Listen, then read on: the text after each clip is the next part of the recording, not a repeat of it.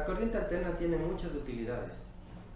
Por ejemplo, para el cálculo de nuestra materia como las medidas eléctricas, se analizará un equilibrio en los puentes, los cuales son puente High, Maxwell y High, los cuales se utiliza la corriente alterna para determinar qué valor de impedancia se encuentra en el circuito. Ya puede ser resistencia más un capacitor o resistencia un inductor, de los cuales a continuación les presentaré una imagen y un ejemplo de los cuales van a ser muy importantes para el estudio de la corriente alterna. La corriente alterna. En el inicio del desarrollo eléctrico, la electricidad se producía en forma de corriente continua, pero presentaban los siguientes inconvenientes. El transporte de la energía era ineficaz y costosa, debido a que la corriente continua no se puede elevar la tensión ni reducirla.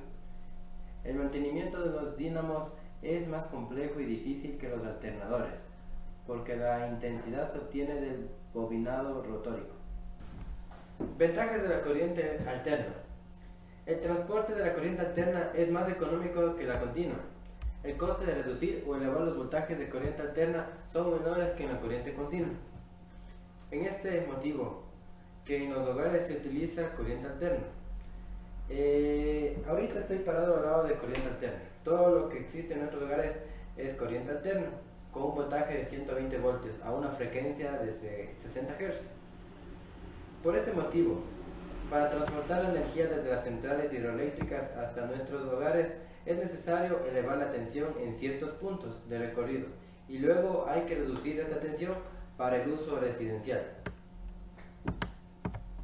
Otra ventaja de la corriente alterna es que las máquinas emplean esta corriente son sencillas y robustas y no requieren mucha reparación y mantenimiento durante su uso. La corriente alterna se puede convertir rápidamente en continua con ayuda de un rectificador o alternador. Cuando la corriente alterna se suministra a voltajes elevados en una transmisión a larga distancia, las pérdidas de línea son menores. Al representar en un gráfico la tensión en función del tiempo, aparece una curva que se conoce con el nombre de senoide. Para estudiar los valores característicos, magnitudes importantes que la forman, tomaremos como ejemplo la tensión que tiene nuestro enchufe. Como sabemos, de una vivienda tenemos un voltaje de 120 voltios a una frecuencia de 60 Hz. Y el aspecto de la onda o de la figura senoidal es la siguiente.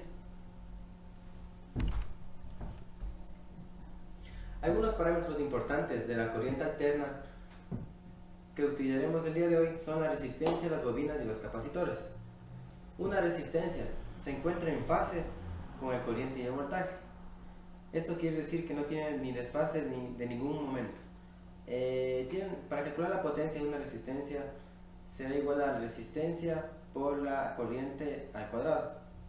Una bobina. Una bobina se encuentra la corriente en 90 grados de desfase con respecto al voltaje.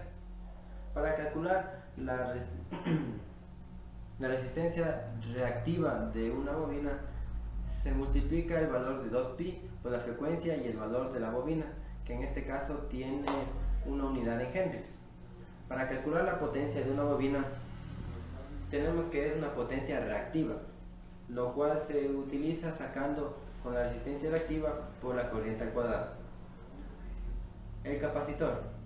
El capacitor se encuentra a 90 grados de adelanto con respecto al voltaje. La corriente quiere decir que está adelante del voltaje. Un capacitor, recordemos que almacena voltaje y en cambio una bobina almacena corriente. Para sacar la resistencia reactiva del capacitor es la siguiente fórmula, que es 1 sobre 2pi por el valor de la frecuencia y el valor del capacitor. Los capacitores se miden en faradios.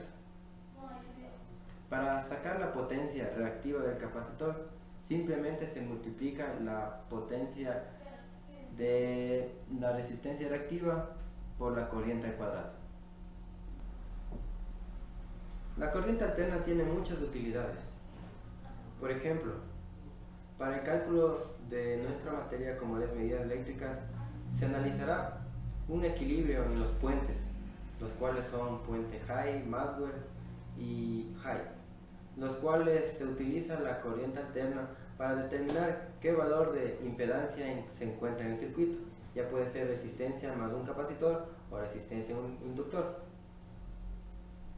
de los cuales a continuación les presentaré una imagen y un ejemplo de los cuales van a ser muy importantes para el estudio de la corriente alterna. Gracias.